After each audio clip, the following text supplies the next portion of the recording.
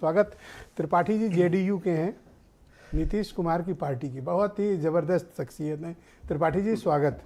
तो फाइनली 9वीं बार विश्वास मत प्राप्त कर लिया, कैसे कर पाते हैं आप लोग ऐसा? मतलब क्या फार्मूला है आपके पास? देखिए ब्रजेश जी, बहुत पहले डॉक्टर लोहिया ने कहा था, अपनी विचारधारा में उन्होंने कहा था कि जो रोटी होती है गांव को समझाने के लिए, गांव गिराओ किसान को समझाने के लिए, उसको पलटते रहिएगा। मतलब हाँ, कैसे?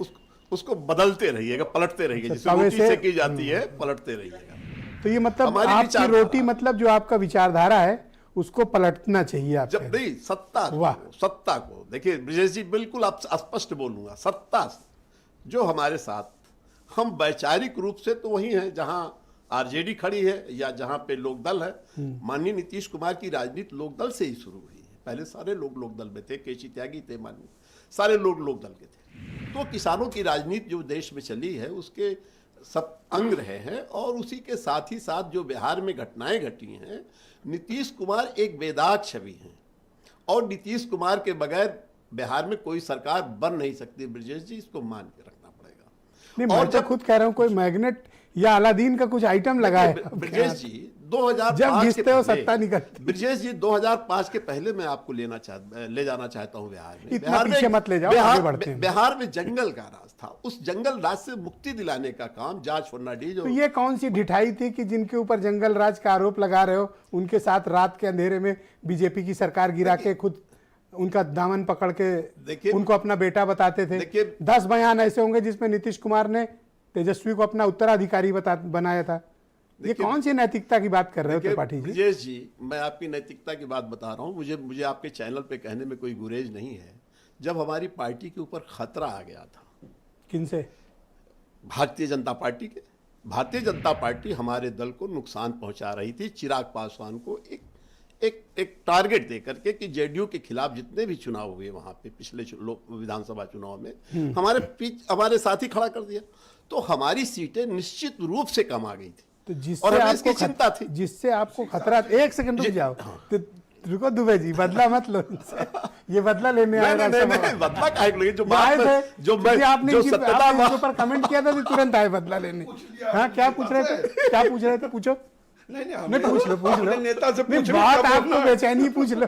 नहीं, जो सत्यता है कि बीजेपी से खतरा था, साथ छोड़ दिए, बिल्कुल निश्चित, और आप बीजेपी के साथ चले गए हो। बीजेपी के साथ हम हमारा जो गठबंधन था, जो हम उसके एलाइज बहुत पहले से 96 से हैं, और लगभग 17 वर्षों तक हमारा गठबंधन रहा, चाहे वो केंद्र की सरकार में रहे हो, चाहे आपके बिहार की सरकार में रहे हो। तो नीतीश कुमार ने लगभग गठबंधन धर्म को निभाया, और गठबंधन धर्म के कारण ही आज बिहार विकास के पायदान पे खड़ा है। चाहे महिलाओं का आरक्षण हो, चाहे अति दलित का सवाल हो, चाहे अति पिछड़ों का सवाल हो, चाहे सामाजिक न्याय की बात हो, ये सारे सब बात आपकी माननी। ये जिनसे खतरा था, आप तो उन्हीं के घर के भीतर चले गए। अब कैसे बचोगे? आपने जब शुरुआत की थी ब्रजेश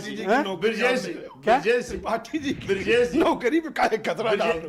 मेरी नौकरी कोई खतरा नहीं, मेरी नौकरी कोई खतरा नहीं। देखिए ब्रजेश जी, परमानेंट ना तो कोई दोस्त होता है राजनीति में, आपने पहले अपने उसमें कहा, शुरुआत ही की उससे, ना कोई परमानेंट दुश्मन होता है। सर, आप परिस्थितियां आदमी, हम तो आपसे सीखते हैं। परिस्थितियां बनाती नहीं ब्रजेश जी, आपने स्पष्ट कहा, उसको स्वीकार करना चाहिए। हर राजनीतिक दल को स्वीकार करना चाहिए। हम कर रहे हैं, इनको बताओ। बिल्कुल करना चाहिए, ये कमेंट कर, बिल्कुल करना चाहिए। और ऐसे शब्दों, चूंकि आप भी जनता की सेवा कर रहे हैं, हम भी जनता की सेवा कर रहे हैं। आप कोई खतरा नहीं बीजेपी से? अब कोई खतरा है ही नहीं। अब हम कहीं जाएंगे ही नहीं।